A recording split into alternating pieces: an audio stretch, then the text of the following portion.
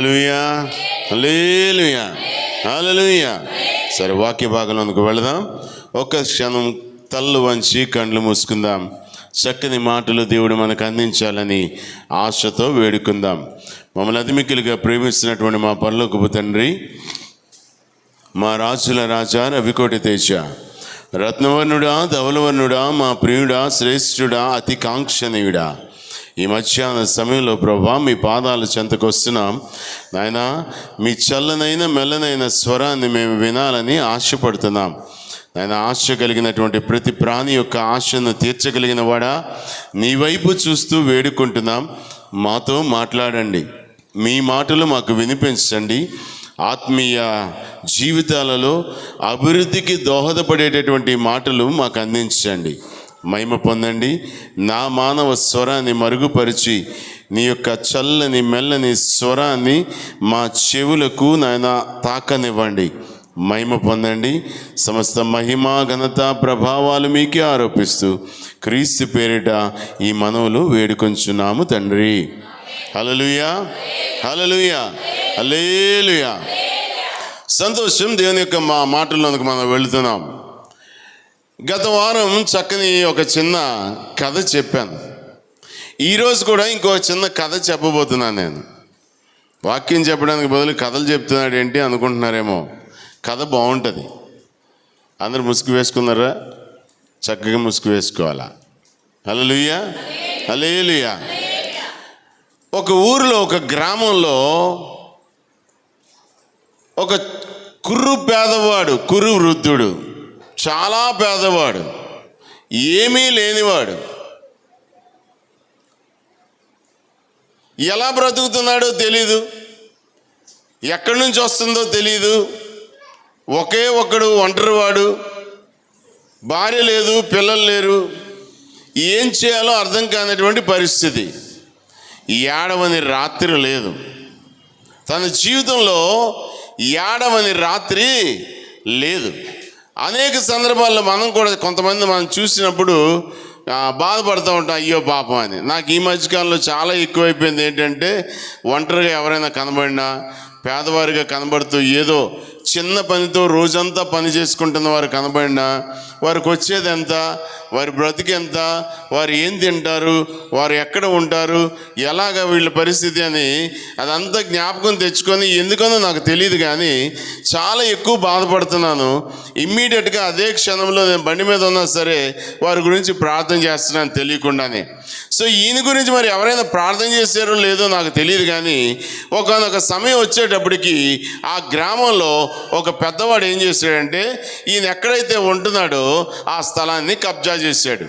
ఇలాంటివన్నీ ఇవి మనకి మామూలు అయిపోయి ఇలాంటివి వింటున్నాం, చూస్తున్నాం, అయ్యో పాపం అంటున్నాం, వదిలేస్తున్నాం. ఈయనకి కూడా అదే పరిస్థితి ఎదురైంది. ముసలివాడేమో బలం కూడా లేదేమో, ఆస్తి లేదు, హంగు లేదు, ఆర్భాటం లేదు, బంధువులు లేరు, ఆయన కోసం అంటూ ఎవరైనా వచ్చి నిలబడేవాళ్ళు లేరు. ఏం చేయగలడు? మెడపట్టి గెంటేశారు. కాళ్ళు పట్టుకున్నాడు, బ్రతిమలాడాడు, గోజాడాడు. ఏం చేయాలో అర్థం కాలేదు. ఎవరుంటారు ఆయనకి? ఎవరు దిక్కు? ఎవరి దగ్గరికి వెళ్తే మాత్రం ఎవరు న్యాయం చేస్తారు? ఎందుకంటే ఉన్నవారి వైపే సపోర్ట్ చేసేవారు నేటి దినాల్లో ఎక్కువ మంది. నన్ను మన్నించండి ఈ మాట చెప్తున్నందుకు. ఎవరైనా సరే ఉన్నవారినే చూస్తారు కానీ ఉన్నవారు లేని వాడిని ఏ రోజు చూసిన దాఖలాలు అయితే లేవు. ఒకవేళ అది చూశారంటే అది సినిమా. అది ఏమండి, అది చూశారు అంటే అది సినిమా. అది నిజ జీవితంలో అయితే జరిగేది కాదు. జరిగిన విషయాలను నేను ఎప్పుడైతే వినలేదు, చూడలేదు. అయితే ఈయన కూడా దాన్నే తెలుసుకున్న వ్యక్తి, వృద్ధుడైపోయినాడు, చాలా కాలం నుంచి ఉన్నవాడు, అన్నిటినీ చూసినవాడు, ఎన్నెన్నో ఎదురు దెబ్బలు తిన్నవాడు. ఆలోచించాడు, చేయాల్సిందంతా చేశాడు. ప్రయత్నాలన్నీ విఫలమైపోయి ఇప్పుడు చేయదగిందంటూ ఏమీ లేదు. అలాంటి పరిస్థితుల్లో ఒక చెట్టు కింద కూర్చొని ఆలోచన చేస్తున్నాడట, ఏం చేయాలి, నేనేం చేయాలి అని. ఎందుకో సడన్గా ఒక ఆలోచన వచ్చి లేచి గబగబా చకచక నడుచుకుంటూ, కర్ర పట్టుకొని నడుచుకుంటూ వెళ్ళిపోయాడు. ఎక్కడికి వెళ్ళాడు రా బాబు అంటే ఆ గ్రామ పెద్ద ఇంటి దగ్గరికి వెళ్ళాడు. ఇంటిలోనికి వెళ్ళడానికి రానిస్తారో లేదో, ఈయన అసలు గ్రామ పెద్దకి వీడు తెలుసో తెలీదు, ఎవడు రాను అని బయటకు గెంటేస్తారేమో. కనుక ఇవన్నీ ఆలోచన చేస్తూ ఏం చేశాడంటే ఆ గుమ్మం దగ్గర, ఎంట్రన్స్ గుమ్మంలో కూర్చొని అటు ఇటు చూడడం మొదలుపెట్టాడు. కాసేపటికి ఆయన పరిస్థితి అంతా అర్థమైంది. నేను రేపో మాపో చచ్చిపోయేవాడిని, నేను ఇప్పుడు ఎక్కడ ఉంటాను, ఏ చెట్టు కింద పుట్టు కింద నేను ఎక్కడికి వెళ్ళి దాక్కోగలను, ఎక్కడ నేను నిద్రపోగలను, నా పరిస్థితి ఏంటి?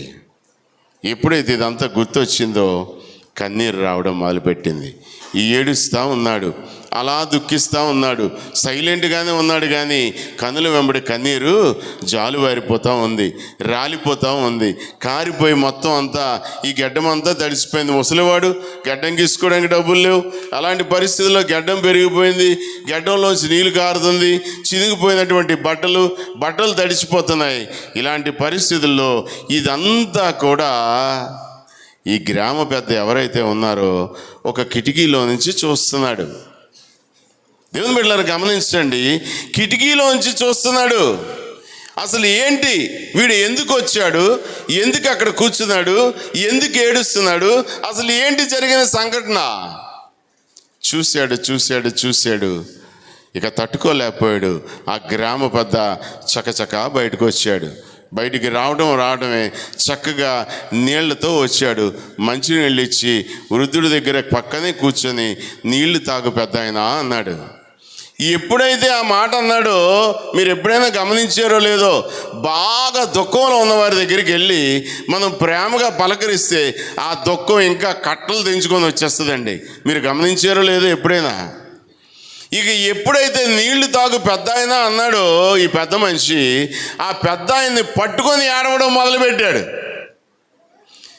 ఈయన ఎవరో దగ్గరికి కూడా రానిస్తాడో లేదో అనుకున్నటువంటి ఆ పెద్దాయన్ని పట్టుకొని కౌగులించుకొని గట్టిగా ఏడవడం మొదలుపెట్టాడు.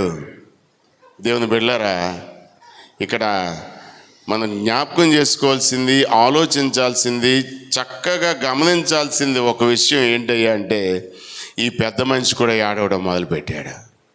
హల్లెలూయా, హల్లెలూయా, హల్లెలూయా.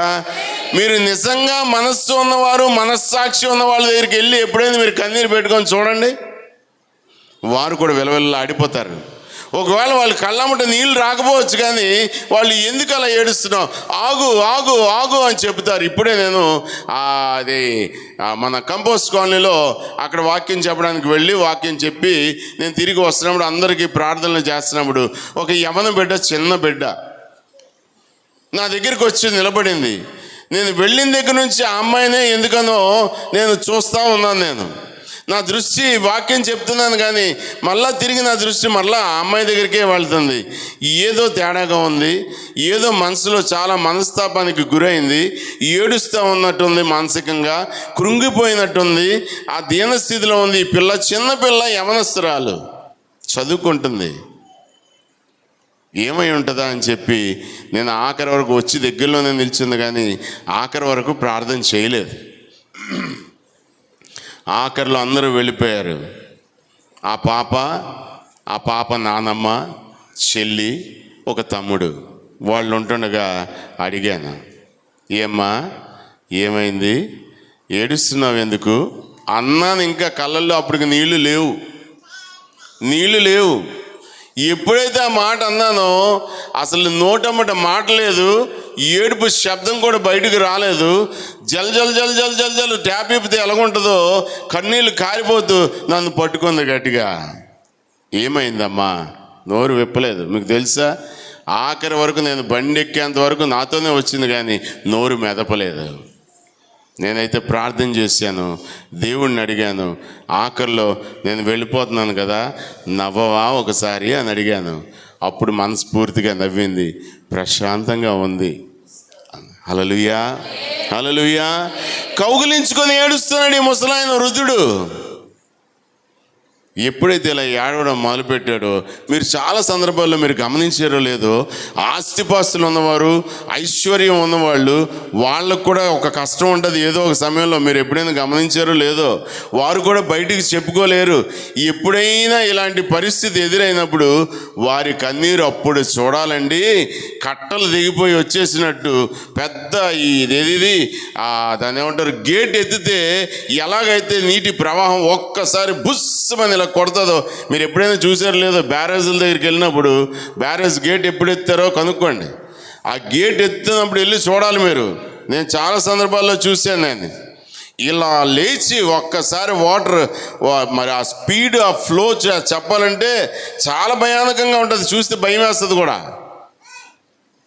అలా కట్టలు దిగిపోయి వచ్చేస్తుంది కన్నీరు. ఈ వృద్ధుడు కూడా ఏడ్చాడు, ఆయన ఏడుస్తున్నాడు. చాలాసేపటి తర్వాత తమాయించుకొని, గ్రామ పెద్ద కదా, లే లోనకి రా అని పిలిచాడు. ఇప్పుడు దేవుని బిడ్డలారా, లోనకి పిలిచిన తర్వాత ఆయనకు కావాల్సింది ఏంటి అన్నది కనుక్కున్నాడు. నేను ఉండేటటువంటి ఆ చిన్న గుడిసెను తీసేశారయ్యా, నాకు ఇంకేమీ వద్దు, ఉండడానికి ఉంటే చాలు. అడుక్కొని తిని బతుకుతున్నాడు, ఎలాగో బతుకుతున్నాడు, ఏదో చేస్తున్నాడు, ఏదో బాధపడుతున్నాడు. ఏ రోజు తిండి కోసం ఎక్కడికి ప్రాకులాడలేదు, పరిగెత్తలేదు. ఎప్పుడైతే ఈ కన్నీటితో అడిగినటువంటి ఆ మాట చూశాడో, వెంటనే గ్రామ పెద్ద ఆ పెద్దను పిలిపించి వారణంగా ఇచ్చి ఈ ముసలాయన స్థలాన్ని, ఇంటిని కట్టించి మళ్ళీ ఇచ్చాడు. హల్లెలూయా. ఆ రోజు నుంచి ఆయన బ్రతికున్నంత కాలం, చనిపోయే వరకు ఆయన యోగక్షేమాలన్నీ కూడా ఈ గ్రామ పెద్దే చూసుకున్నాడు. ప్రియమైన బిడ్డలారా, చెప్పొచ్చేది ఏంటంటే, ఒక కన్నీరు. చాలా సందర్భాల్లో ఏడ్చే వాళ్ళని చూసి ఈ పెద్ద ఏడుపు కొట్టోడురా, ఇది పెద్ద ఏడుపు కొట్టిదిరా. కొన్ని సందర్భాల్లో మీరు గమనించారో లేదో, ప్రార్థించేటప్పుడు నీ కన్నీరు ఎవరెవరో చూస్తున్నారు అనుకుంటావు. కొంతమంది చూస్తారు. కన్నీటితో ప్రార్థన చేస్తున్నప్పుడు కామెంట్ చేసేవాళ్ళు కూడా లేకపోలేదు. నాకు తెలుసు. నేను చాలా విషయాల్లో ఈ పరిస్థితి నేను కనుగొనడం చాలా సందర్భాల్లో జరిగింది.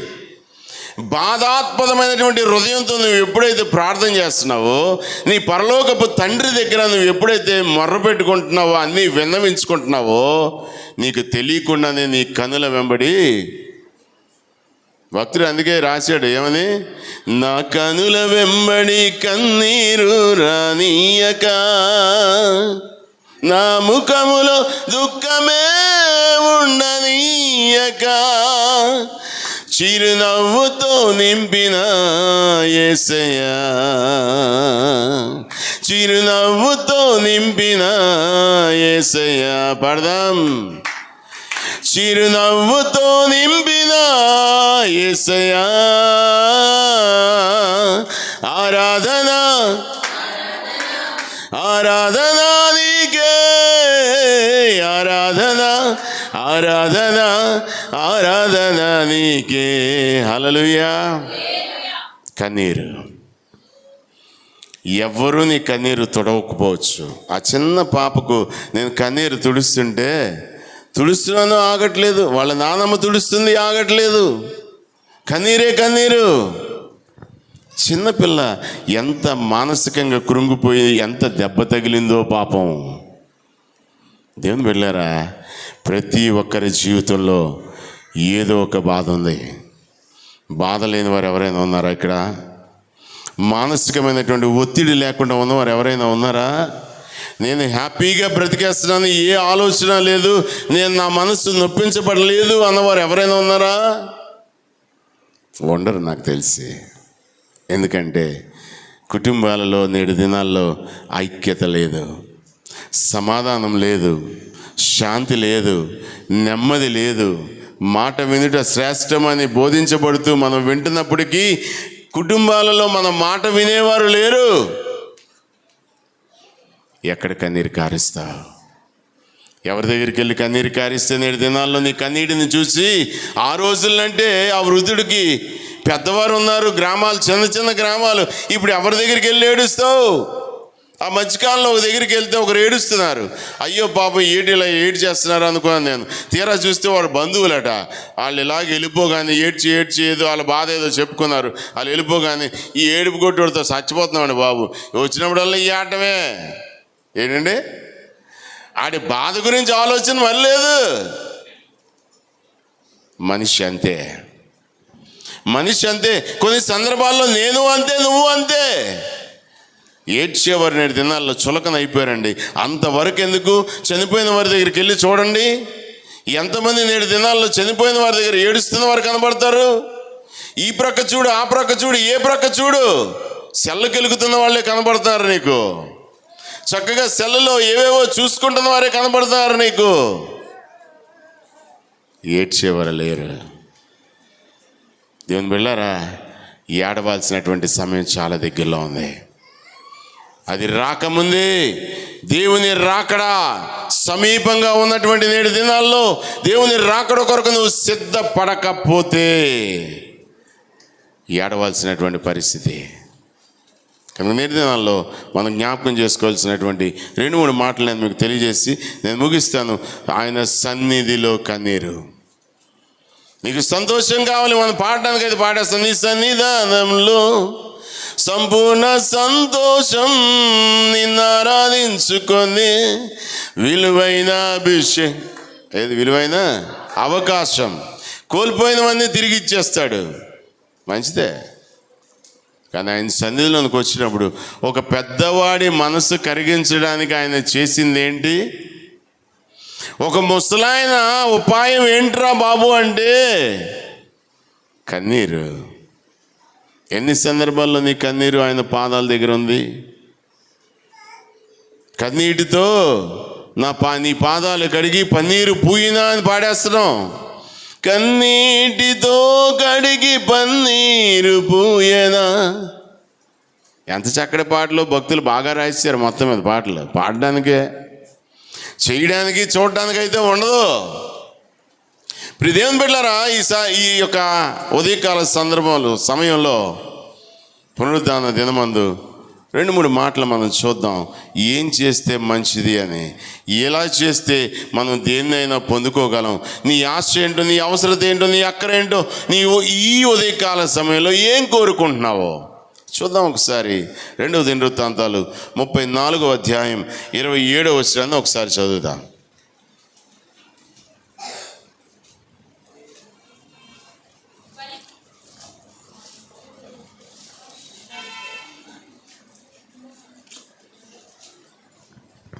రెండవ దినవృత్తాంతాల గ్రంథం 34వ అధ్యాయం 27వ వచనంలో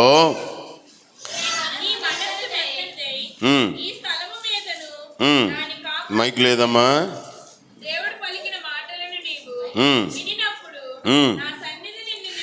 నా సన్నిధిని తగ్గించుకొని నా సన్నిధిని కన్నీరు విడిచితివి గనుక నీ మనవిని నేను ఆలకించితిని. చప్పలు కూడా దేవుని నామమున మహిమపరుద్దాం. ఇది ఒక ట్రిక్ అండి, నేర్చుకోండి ఈరోజు. Play trick and get something అంటారు చాలా సందర్భాల్లో. చాలామంది ఏదో ట్రిక్ ప్లే చేయరా, ఏదో ఒక వెయ్యరా, నీకేంట్రా, నువ్వు ఏదైనా చేయగలవు కదా, మసిపూసి మారేడుకాయ చేయగలవురా, ఏదో ఒకటి చెయ్యు, వాళ్ళ దగ్గర నుంచి ఏదో ఒకటి లాగాలా. నేనైతే అంటాను, దేవుని దగ్గరికి వచ్చి చాలా సందర్భాల్లో నేనైతే ప్లే ట్రిక్ గెట్ సంథింగ్ అన్ను, గ్రాబ్ సంథింగ్ అంటాను నేను. చప్పలు కూడా దేవుని నామమున మహిమపరుద్దాం. హల్లెలూయా, హల్లెలూయా. దేవుని దగ్గర ఉన్నదాన్ని లాక్కోవడానికి నువ్వేం చేయాలో అన్నది ప్రయత్నం చేస్తావా ఏ రోజైనా? ఆయన సన్నిధిలో సంపూర్ణ శాంతి, సమాధానం, నెమ్మది అన్నీ ఉన్నాయి కదా. భూమి మీద ఉండడానికి నువ్వు బ్రతకడానికి ఏదేదో కష్టపడుతున్నావు, ఎక్కడెక్కడికో వెళ్ళిపోయి యాతన పడుతున్నావు, ఎలాగో సంపాదించుకోవడానికి కష్టపడుతున్నావు, నష్టపోవడానికైనా ఇష్టపడుతున్నావు. అదే మన పరలోకపు తండ్రి దగ్గరికి వచ్చి సంపాదించుకోవడానికి నువ్వు ఎందుకు ఇష్టపడలేదు? పరలోకపు తండ్రి దగ్గరకు వచ్చి నువ్వు నీ కన్నీరు విడిస్తే ఆయన నీ కన్నీటిని తుడవడానికి సిద్ధంగా ఉన్నాడు. ఎట్ ది సేమ్ టైం ఆ ముసలివాడి కన్నీరు ఏ విధంగా అయితే తుడవబడ్డాయో నీ పరలోకపు తండ్రి కూడా నీ కన్నీటిని తుడిచి నీ ఆశని తీర్చడానికి ఈ మధ్యాహ్న కాల సమయంలో సిద్ధంగా ఉన్నాడు. స్తోత్రం చెబుదాం. హల్లెలూయా, హల్లెలూయా. ఆశలన్నీ ఆశలైపోతున్నాయి. నీ ఆలోచనలన్నీ సఫలం కావట్లేదు. నువ్వు ఎందులో చేయి పెడితే అదంతా పాడైపోతుంది. నువ్వు కాలు పెట్టిన ప్రదేశం వల్ల పాడైపోతుంది, నష్టపోతున్నావు. మంచిదే, నువ్వు చేయింది ఒకటి ఉంది. అందువల్లనేమో నీ పరలోకపు తండ్రి నీ కన్నీటిని లెక్కిస్తున్నాడు. చూసుకో, ఎన్ని సందర్భాల్లో నువ్వు దేవుని సన్నిధిలో కన్నీరు విడిచావు.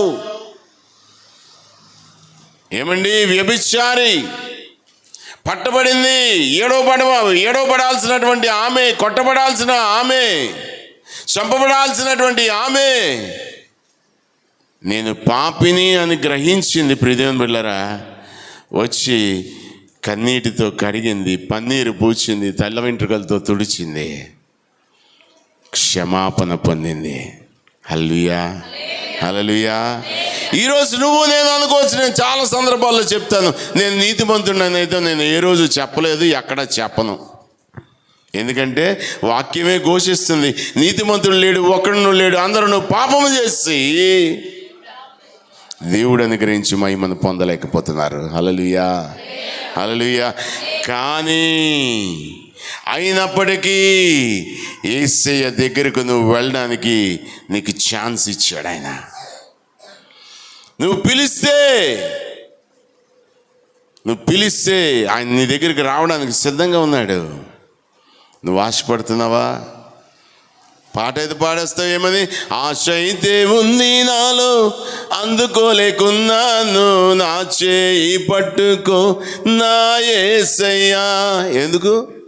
నీకు ఆశ ఉంటుంది, నువ్వేం చేస్తావు? ఈ ఎగబాకైనా ఎలాగో ఒకలాగైనా పరిగెత్తైనా అందుకుంటావు. కొన్ని సందర్భాల్లో రైల్వే స్టేషన్లో చూడొచ్చు ఇలాంటి సన్నివేశాలు.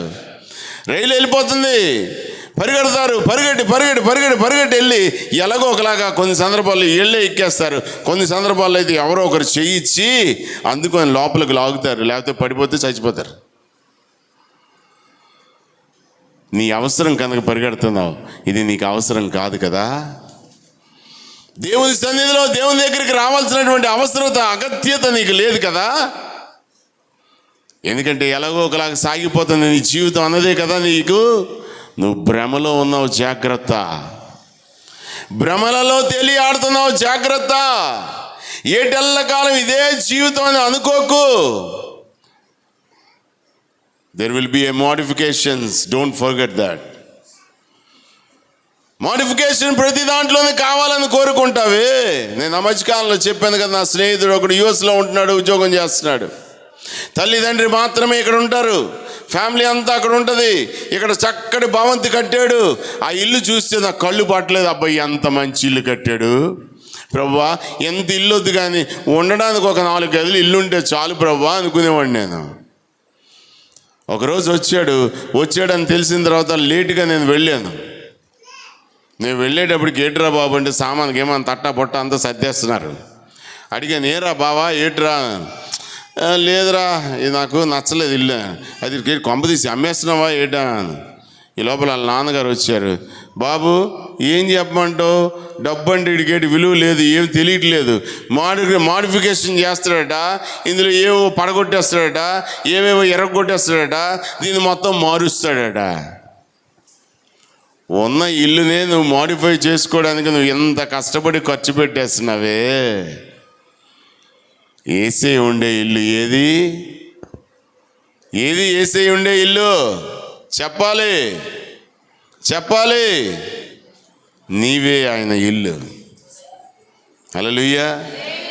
పాట గుర్తులేదా? మీకు గుర్తు రావట్లేదా? హృదయమే నీ ఆలయం క్రీస్తు, నీ నామమే నా గానం.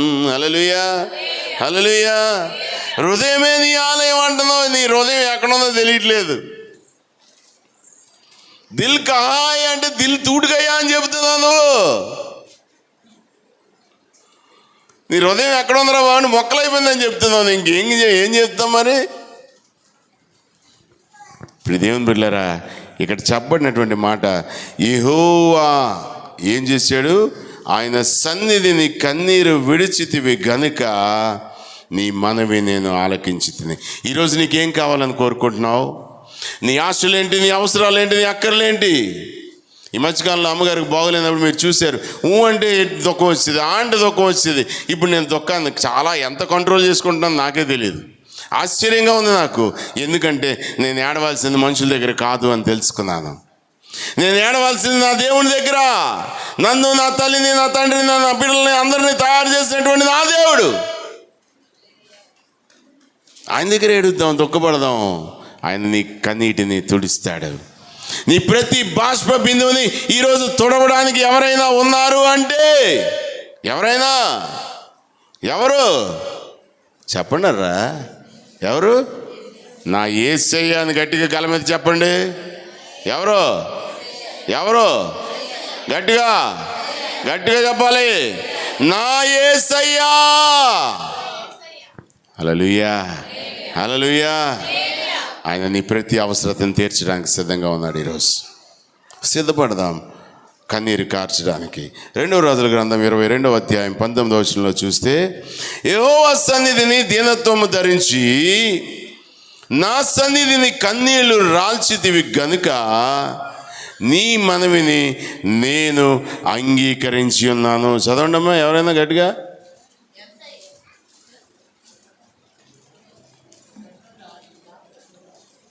2 రాజుల గ్రంథం 22వ అధ్యాయం 19వ వచనం. ఎంతసేపా? ఇశ్రాయేలీయుల దేవుడైన యెహోవా సెలవిచ్చినదేమనగా, స్పీడ్గా ఈ స్థలము పాడగుననియు దాని కాపురస్తులు దూషణాస్పదములు గలవనియు నేను చెప్పిన మాటలు నీవు ఆలకించి. అవన్నీ కాదమ్మా, యెహోవా సన్నిధిని అక్కడి నుంచి చదువు. అవన్నీ చదివితే మళ్ళీ మనం పక్కతో వెళ్ళిపోతాం. దీనత్వము ధరించి బట్టలు చింపుకొని నా సన్నిధిని కన్నీళ్లు రాల్చితివి గనుక నీవు చేయు మనవిని నేను అంగీకరించి ఉన్నాను. చప్పలు కొడి దేవుని నామమును మహిమపరుద్దాం. హల్లెలూయా. హల్లెలూయా. నా ప్రార్థన దేవుడు వింటలేదేటండి? ఇంకెన్ని సంవత్సరాలు దేవుని సన్నిధిలో నేను ప్రార్థించాలండి? ఎన్నిసార్లు నేను దేవుని సన్నిధిలో కనబడాలండి? ఏంటండి ఈ బ్రతుకు? యేసు ప్రభు దేవుడు దేవుడు దేవుడు దేవుడు అన్నాం, దేవుడి దగ్గరికి వస్తున్నాం. ఎందుకు నా బ్రతుకు మారట్లేదు? ఎందుకు నా పరిస్థితులు మారట్లేదు? ఎందుకు నా బిడ్డల యొక్క పరిస్థితులు మారట్లేదు? ఎందుకు నా భర్త పరిస్థితి మారట్లేదు? ఏంటి? అమ్మ, చిన్నపిల్ల వైపు చూస్తూ ఆడుకోకండి, వినండి. ఏంటి నా పరిస్థితి? ఏంటి బాగోతాలు?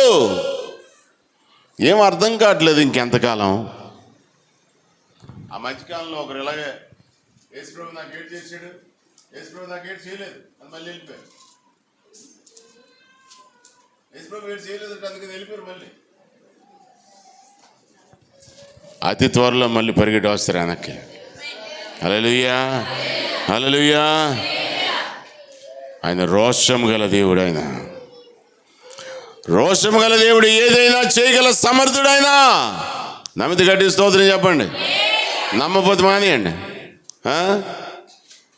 హల్లెలూయా. దేవుడు ఏదైనా చేయగలడు. ఇక్కడ బట్టలు చింపుకొని, ఇప్పుడు ఆ బట్టలన్నింటిలోకి వెళ్తే మనం సైడ్ ట్రాక్ వెళ్ళిపోతాం కనుక నేను కావాల్సింది మాత్రమే చెప్తున్నాను. యెహోవా సన్నిధిని. ఏంటండి అది? హల్లెలూయా. హల్లెలూయా. హల్లెలూయా. దేవుని బిడ్డలంగా నీ కన్నీళ్ళు రాలుతున్నాయా? నీ నోట ముత్యాలు రాలడానికి చూస్తావు కదా. అబ్బా ఏటమ్మా మాటలు, ముత్యాలు రాలిపోతున్నాయి అమ్మా. అబ్బాబ్బాబ్బా ఏం మాట్లాడుతున్నావు అబ్బా, ఎంత చక్కగా మాట్లాడుతున్నావు అమ్మా, చిలకలాగా మాట్లాడుతున్నావు అమ్మా. నీ కన్నీళ్ళు రాలుతున్నాయా అమ్మా? అమ్మా నీ కన్నీళ్ళు రాలుతున్నాయా దేవుని సన్నిధిలో? ఎంతమంది ఈ వారంలో దేవుని సన్నిధిలో మీ గృహాలలో మోకరించి ప్రార్థన చేశారు? ఒకసారి చేయొద్దండి. 1 2 3 4 5 నిజంగా చెప్పండి సుమే, దేవుని సందులో ఉందాం. మిగతా వాళ్ళు ఏమి, మిగిలిన వాళ్ళు ఏమి? మోకరించి ప్రార్థించగా సమీపముగా వేంచేయును. మోకరించి ప్రార్థించగా సమీపముగా వేంచేయును. మనవులెల్లా మన్నించును, మహిమతో నలంకరించును. పాడండి. మనవులెల్లా మన్నించును, మహిమతో నలంకరించును. ప్రార్థన యేసుని పరమ తండ్రితో సంభాషణ. ప్రార్థన యేసుని పరమ తండ్రితో సంభాషణ. మోకరించి ప్రార్థన చేయి. దేవుడు ఎందుకంటో చూద్దాం. కన్నీరు విడిచి ప్రార్థించే దేవుడు ఎందుకు కార్యం చేయడో చూద్దాం. ఈరోజు నుంచి మొదలు పెట్టండి. నేను కన్నీటితో ప్రార్థన చేస్తున్నాను అన్న వాళ్ళు చేయొద్దండి. మోకరించి ప్రార్థన చేసిన వాళ్ళు ఓకే. నేను కన్నీరు కారుస్తున్నాను 1 2 3 4. ఏమర్రా, నేటి దినాల్లో ప్రార్థించే మనిషి లేరు కనుక పనిచేసే దేవుడు ఎక్కడో ఉండిపోతున్నాడు. జ్ఞాపకం ఉంచుకోండి. భక్తుల ద్వారా చాలా సందర్భాల్లో చెప్పబడుతున్న మాట ఇది. ప్రార్థించే మనిషి ఉంటే పని చేసే దేవుడు ఎప్పుడూ ఉన్నాడట. చెప్పలు కూడా దేవుని నామమున మహిమపడతా. హల్లెలూయా. నువ్వు ప్రార్థన చేయకే. అప్లికేషన్ పెట్టాం మొన్న ఒక దగ్గరికి వెళ్ళి, వెంటనే అప్లికేషన్ రిజెక్ట్ అయిపోయింది. నాకు చాలా కోపం వచ్చింది. సర్రమంది ఒక్కసారి. దైవజనుడు, అభిషక్తుడు, ఎక్స్ సర్వీస్ మ్యాన్, ఆయన పెట్టిన అప్లికేషన్ రిజెక్షనా? వెళ్ళాను నేను. వెళితే కూల్గా ఆయన ఏం మాట్లాడాడంటే, అయ్యా మీరు రాసిన అప్లికేషన్ బాగానే ఉంది కానీ ఈ వర్డింగ్ కరెక్ట్ కాదు. So you have to change this word and come again. ఏమన్నాడు? నువ్వు ఆ మాటని మార్చి అక్కడ రాయాల్సిన పదాలు అవి కాదు. అక్కడ రాయాల్సినటువంటి పడాల్సినటువంటి పదాలు వేరు. అవి రాసి నువ్వు తీసుకొని రా, యాక్సెప్ట్ చేస్తాం. దేవుని సంధిలో కూడా అంటే నువ్వు ఎలాగొస్తే అలాగే నువ్వు ఏం మాట్లాడితే ఆ మాట అన్నీ యాక్సెప్ట్ చేసేయాలా దేవుడు? దీనికి కూడా ఒక పద్ధతి పాడు ఉందమ్మా. తెలుసుకోండి. అనేక సందర్భాల్లో మీకు చెప్తూ ఉంటాను నేను. పిల్లని ఒళ్ళో కూర్చోబెట్టుకోండి, దాంతో ఇద్దులు ఆడకండి కాసేపు. బంగారు తల్లు, పెద్దళ్ళు ఒళ్ళో కూర్చోబెట్టుకోండి. ఎందుకంటే నా దృష్టి అంతా మీ మీద ఉంది. ఓకే. అనేక సందర్భాల్లో అదే చెప్తున్నాను నేను. మీతో చెప్పుంటాను ఒక మాట. ఏంటంటే సెలవు వస్తే చాలు నా చింతనలో మన అమ్మగారు, గోడి అమ్మగారు, మార్తమ్మ గారు, కరుణమ్మ గారు, చీపురుపల్లి నుంచి వచ్చేవారు సరోజినమ్మ గారు అని, దీనరత్నం గారు అని మురపాక నుంచి వచ్చేవారు. వీళ్ళు పని ఏంట్రా బాబు అంటే, గోడి అయ్య గారి ఇంట్లో మేడ మీద ఒక గది ఉండేది, ప్రార్థనా గది. అది ఆ గదిలోకి వెళ్ళిపోయి తలుపులు వేసుకుంటే ఉదయం అన్ని పనులు ముగించుకొని, ఏది పనులు చేయకుండా కాదు, ఇంట్లో అన్ని పనులు ముగించుకొని ఉపవాసం ఉండి ఉదయం నుంచి మధ్యాహ్నం వరకు మరి తలుపు కూడా తీసేవారు కాదు. ఏట్రా బాబు అంటే ఎంతసేపు కన్నీరు కారుస్తూ ప్రార్థన చేసేవారో తెలియదు. కన్నీటి ప్రార్థన అనుభవం, మోకాళ్ళ అనుభవం, క్రైస్తవునికి కావలసినటువంటి అనుభవాల్లో ముఖ్యమైన అనుభవాలు ఇవి లేవు. ఈరోజు నేర్పించేవారు లేదు, నేర్చుకుంటున్నవారు లేరు. నేర్చుకోండి. ఈరోజైనా మోకరించి ప్రార్థించే. నీ మోకాళ్ళ ప్రార్థన ఆయన నీ కాళ్ళని కదిపేస్తుంది. ఆయన మోకాళ్ళు అలా నిలబడి ఉండనివ్వదు. గబగబా వచ్చేస్తాడు యేసయ్య నీ దగ్గరికి. ఆయన సన్నిధి కాంతిని నీ మీద ప్రకాశింపజేస్తాడు. ఆయన ముఖ కాంతిని నీ మీద ప్రకాశింపజేస్తాడు. ప్రియదేవుని బిడ్డ, ఈరోజు ఆలోచించి నువ్వేం చేస్తున్నావు? ఇర్మీయా గ్రంథం 9వ అధ్యాయం నేను ముగిస్తున్నాను. ఇర్మీయా గ్రంథం 9వ అధ్యాయం 1వ వచనంలో చూస్తే, నేను దివారాత్రము కన్నీళ్లు విడిచినట్లు నా తల జలమయముగాను నా కన్ను కన్నీళ్ల ఊటగాను ఉండును గాక. ఎంత గొప్ప మాట అండి భక్తుడు. నువ్వు చెప్తావా?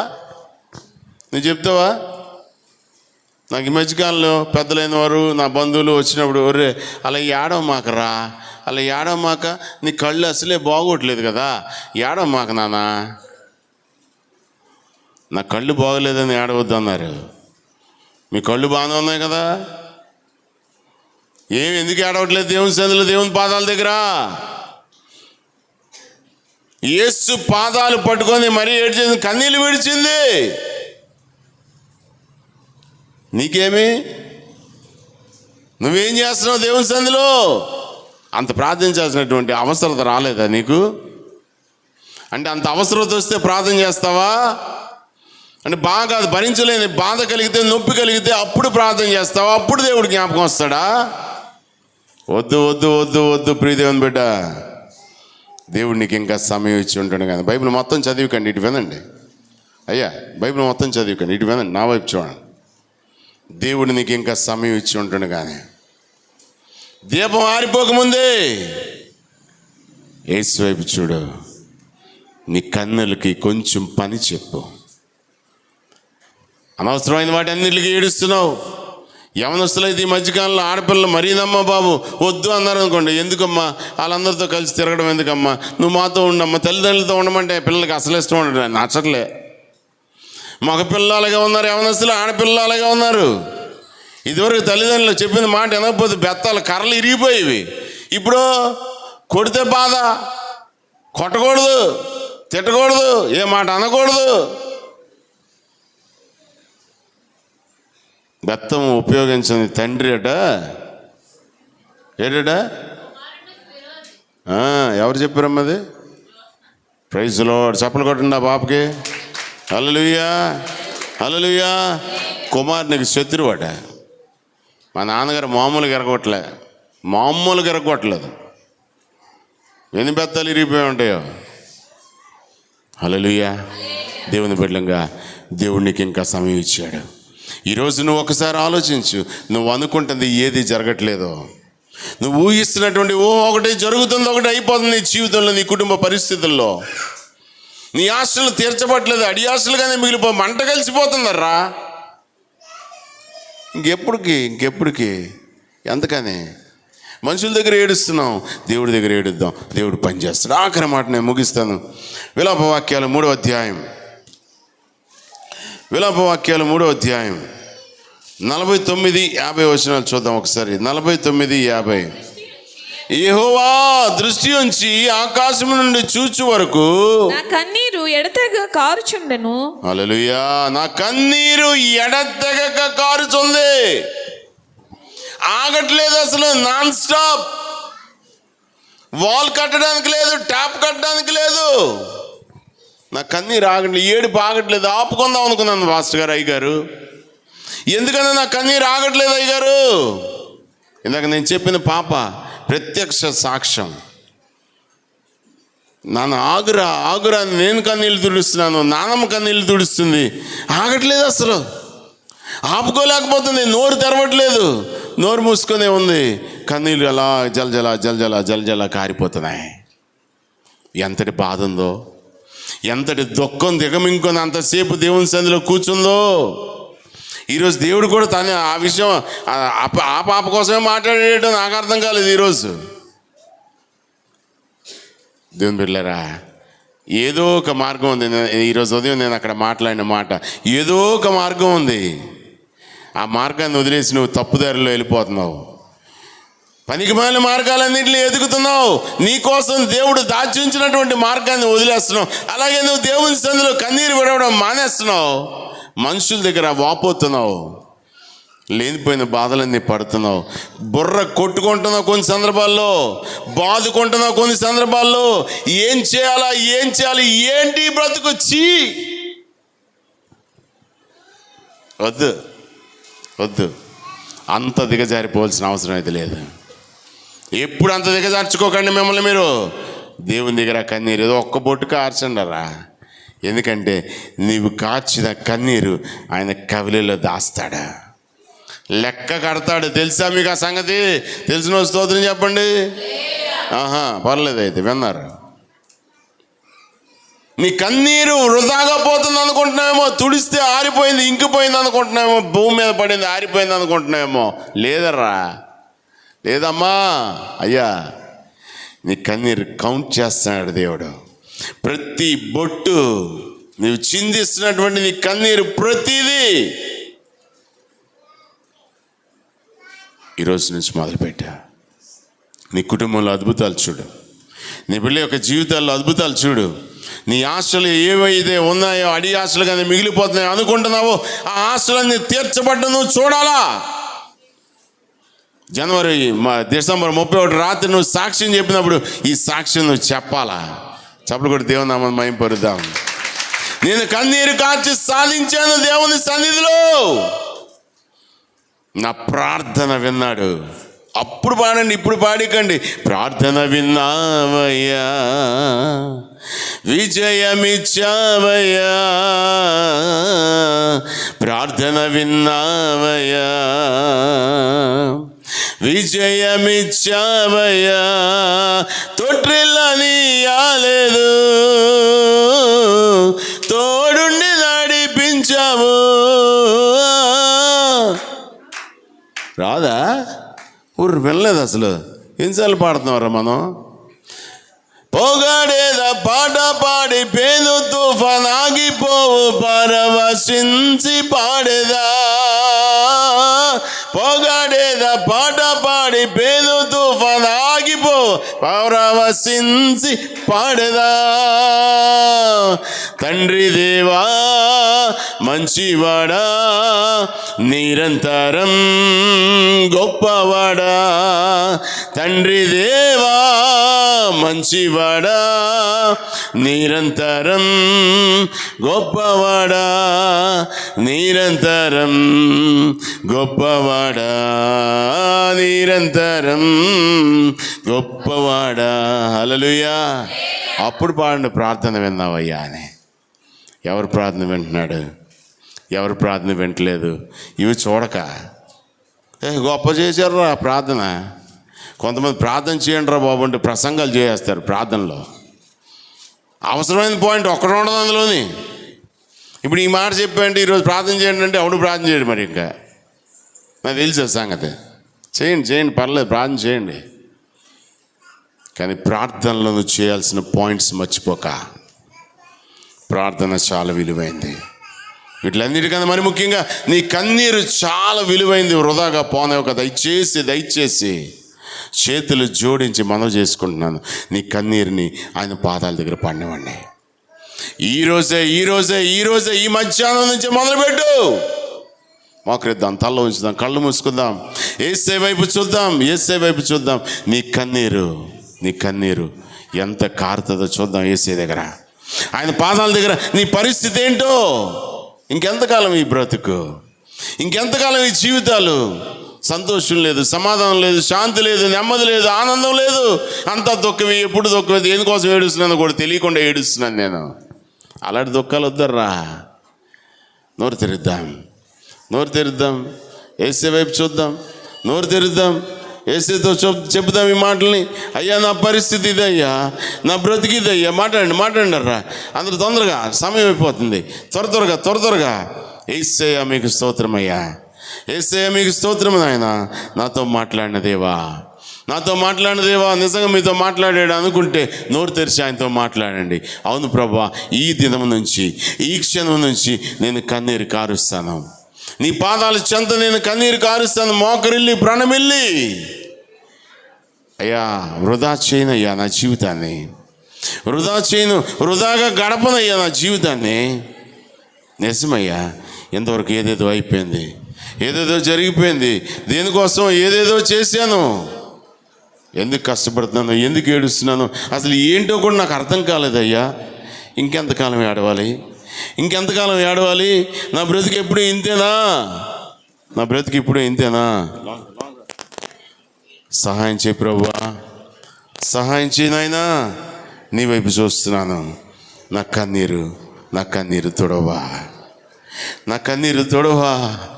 ఏడుస్తున్నాను ప్రభువా, అయ్యా ఏడుస్తున్నాను అయ్యా. ఎవరికి చెప్పుకోలేకపోతున్నాను నా బాధని, ఎవరికి చెప్పుకోలేకపోతున్నాను. నన్ను చూసిన వారందరూ నవ్వుతున్నారు ప్రభువా.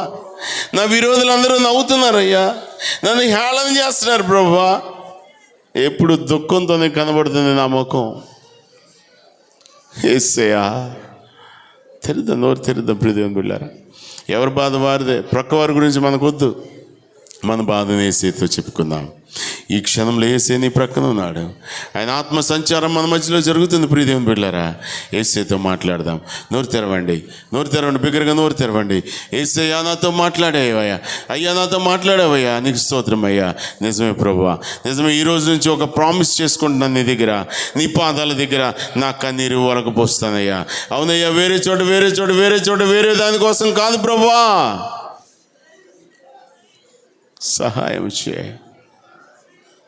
సహాయం చేయవా. ఎంతకని ప్రభువా, ఎంతకని నా కన్నీరు అలాగ ఒలిగిపోతుంది. అనవసరంగా వేస్ట్ వృధా అయిపోతుంది నా కన్నీరు ప్రభువా. సహాయం చేయి. ఎప్పుడు బాధలే, ఎప్పుడు శ్రమలే, ఎప్పుడు నిందలే, ఎప్పుడు అవమానాలే, ఎప్పుడు హేళన లేదు ఆయన. జయ గారు ప్రార్థన చేస్తారు, మైక్ తీసుకెళ్ళండి. సహాయం చేయవా. ఇప్పటికైనా నా కన్నీరు తొడవా. సకల ఆశీర్వాదాలకు కారణబోధుడగు నా ప్రేమ కలిగిన నా ప్రియ పరలోకపు తండ్రి, నీ ఘననామానికి లెక్కలేనన్ని స్థుతులు స్తోత్రములు చెల్లించుకుంటున్నాం. నా జీవితాలను చేసిన మేలును బట్టి నీకే కృతజ్ఞత స్థుతులు స్తోత్రాలు చెల్లిస్తున్నాం. కన్నీటితో విత్తువారు సంతోషంతో పంటకు వస్తారన్నట్టుగా నా ప్రతి ఒక్క కన్నీటిని ఆనందపరంగా మార్చినందుకు నీకే కృతజ్ఞత స్థుతులు. ఈరోజు వాక్యం ద్వారా నన్ను హెచ్చరించి నా ప్రభ, మనుషుల దగ్గర నా ప్రభ, లోకం దగ్గర ఏడిస్తే ఏం ప్రయోజనం లేదు నా ప్రభ. నీ దగ్గర పాదాలు పట్టుకుని ఏడిస్తే ఎంత అద్భుతంగా, ఎలాంటి పరిస్థితులైనా మార్చడానికి సమర్థగల దేవుడు తండ్రి, నీకే వందనాలు. మా ప్రతి ఒక్క అనేక మందికి మేము తండ్రి అవమానంగా ఉన్నాం దేవా, ఆశీర్వాదకరంగా మమ్మల్ని ఉంచమని అడుగుతున్నాం దేవా. నీకు స్తోత్రం తండ్రి. మనుషులు ఏమో ఉన్నారని కాదు కానీ నా ప్రభు, నీ పాదాలు విడవకుండా నా ప్రభు ప్రతి క్షణం కన్నీరు కారుస్తున్నా ప్రభు. మా ప్రతి ఒక్క మనవని తండ్రి నా ప్రభు నీ దగ్గర చెప్పుకోవడానికి సహాయం చేయమని అడుగుతున్నాం. ఇప్పటి వరకు మేము చేసిన ప్రతి ఒక్క తప్పులు పాపాలన్నీ మన్నించి క్షమించిన ప్రభ, ఈ క్షణం నుంచి నా ప్రభ నీ పాదాల దగ్గర పట్టుకొని నిన్ను స్తుతిస్తూ ఆరాధిస్తూ మహింపరుస్తున్నా ప్రభ. మా ప్రతి ఒక్క కన్నీటిని మేము ఆనందంగా మార్చుకునే కృపను మీరు మాకు అనుగ్రహించండి యేసయ్యా. నీకే స్తోత్రం. ముఖ్యంగా నా విషయంలో నువ్వు చేసిన మేలును బట్టి నీకే స్తోత్రం. ఇచ్చిన ఆరోగ్యాన్ని బట్టి, ఆయుష్ను బట్టి నీకే కృతజ్ఞత స్తుతులు స్తోత్రాలు.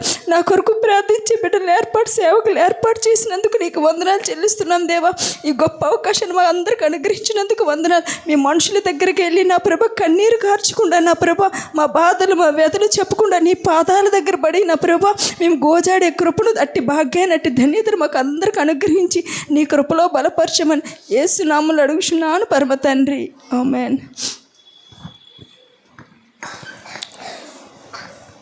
ఒక్క క్షణం అలాగే తల్ల వంచి, ఎందుకన్నా దేవుడు ప్రేరేపిస్తున్నాడు. ఒక్క పల్లవి పాడదాం, ఒక్క పల్లవి.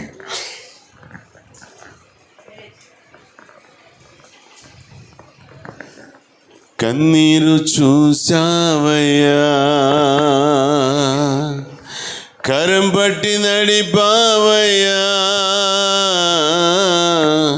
కన్నీరు చుడిచావయ్యా, కరం పట్టి నడిపావయ్యా, విన్నపం విన్నావయ్యా, విడుదలనిచ్చావయ్యా, విన్నపం విన్నావయ్యా, విడుదలనిచ్చావయ్యా, పొగాడేదా పాట పాడి పేను తుఫానాగిపో పరవశించి పాడనా, పొగాడేదా పాట పాడి పేను తుఫానాగిపో పరవశించి పాడదా. తండ్రి దేవా మంచివాడా నిరంతరం గొప్పవాడా. పాడదాం.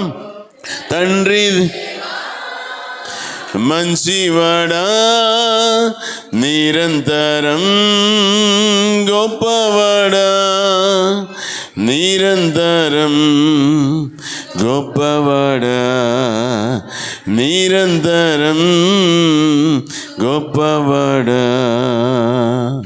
నిజమే, దేవుడు నిజంగా ఎందుకన్నా చక్కగా మాట్లాడాడు. నేనైతే నమ్ముతున్నాను ప్రియదేవుని బిడ్డలారా, తల్లిగారి విషయంలో మనం కారుస్తున్నటువంటి కన్నీరు, నిజంగా తల్లిగారి విషయంలో మనం కారుస్తున్నటువంటి కన్నీరు వృధాగా పోవట్లేదు ప్రియదేవుని బిడ్డలారా. చప్పలు కొట్టి దేవుని నామమున మహిమపరుద్దాం. నిజంగా అతి త్వరలో దేవుడు తల్లిగారిని ఆ యొక్క పడక మీద నుంచి లేవనెత్తి దేవుని సన్నిధిలో ఆయన మహిమార్థమై నిలవబెట్టిన గాక. అద్భుతాలు చేసే దేవుడు, అద్భుతాలకు ఆశ్చర్యకార్యాలకు మారిపోయినటువంటి దేవుడు, ఎంత చేస్తున్న దేవుడు. నీ కన్నీరు తొడవడా, నీ కన్నీరు తొడవడా. ప్రార్థన చేసుకుందాం. చిన్న ప్రార్థన. ఇంకెవరైనా చిన్న ప్రార్థన, చేయమ్మా, చిన్న ప్రార్థన చేయాలా? ఏకీవిద్దాం ప్రార్థనతో. అద్భుతాలు చేస్తున్న దేవుడు. ఎస్ లార్డ్, హల్లెలూయా. స్తోత్రం. మహోన్నతుడానికి స్తుతులు స్తోత్రాలు ప్రభా. నా గొప్ప దేవుడా, నా మంచి దేవుడానికి స్తోత్రములు నాయన. పరలోకమునమయస్యానికి వందనాలు, స్తుతులు స్తోత్రాలు ప్రభా. ఇదిగోండి తండ్రి నాయన, నా తండ్రితో తండ్రి నాయన మాట్లాడిన బట్టి నీకు వందనాలు, స్తుతులు స్తోత్రాలు ప్రభా. నాయన మేము ఆ మాటల ప్రకారంగా నాయన మేము నడుచుకునే జ్ఞానాన్ని బుద్ధిని మాకు దయచేయండి ప్రభా. నీకు వందనాలు, స్తుతులు స్తోత్రాలు ప్రభా. నాయన నీకు స్తుతి ప్రభా. నా రాజులకు రాజా నీకు వందనాలు ప్రభా. నాయన ఇదిగోండి సాక్ష్యాలకు చెప్పే బిడ్డలను కూడా మీరు జ్ఞాపకం చేసుకోండి. అని చెప్పిన ప్రతి ఒక్క మాట మేము విడిచిపెట్టకుండా ప్రభా మా హృదయంలో మొదలు పడడానికి సహాయం చేయండి తండ్రి. దేవుడు ప్రకారంగా మేము నడుచుకున్న బిడ్డలుగా మమ్మల్ని ఉంచమని ఈ చిన్న ప్రార్థన పరలోక రాజ్యం చేసుకుని నజరేయుడైన యేసు నామములో అడుగుచున్నాను పరం తండ్రి. లేచి నిలబడదాం, కానుకలు సమర్పించుకుందాం. ప్రత్యేకమైన పాట ఎవరైనా పాడతారా? ఎవరమ్మా? మహిమమ్మ. రైట్.